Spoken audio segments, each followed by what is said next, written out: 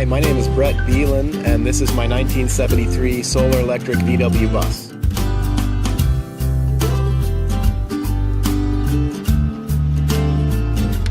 It's quite interesting. They still want $4,000 or $5,000 for these older buses, even with bad motors in. The solar part was just 2 hours a night after work, chop saw, cutting aluminum, drilling, until finally I was able to mount the panels and hinge them. And then there's the actuators that needed to be wired up so that it could tip up. So the idea of having a charging station, so to speak, right with the vehicle obviously allows you to go far beyond where you would need to possibly use a charging station. So you can really get out into nature and stay there because you have plenty of power to keep all your life support systems going while you're out there.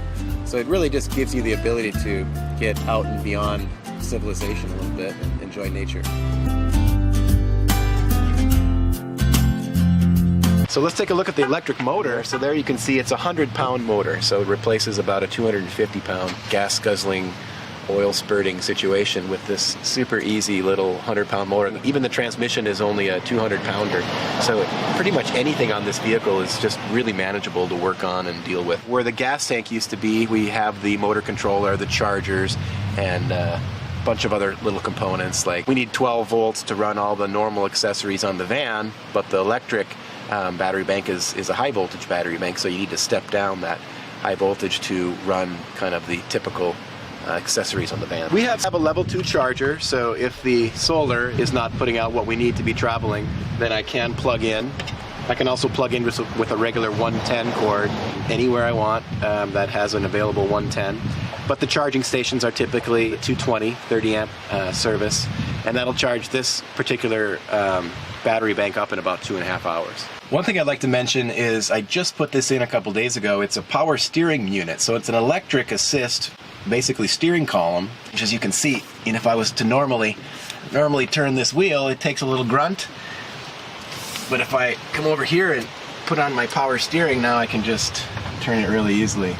So this is a 1973. It is a transporter, which means it didn't originally have any camping package associated with it. So that's all been added. Mostly my wife Kira made the kitchen here and the fold-out tables and the floor. It really made the bus feel a lot more like home. The sink has a little pump in it, so we have a dirty and a clean jug. It seems to serve us for a week or so. It's pretty good. We conserve on our water. So for cooking, we have a small induction burner that pretty much serves all of our needs. You're just parked and you're pulling power off the sun. It's pretty negligible even what you're...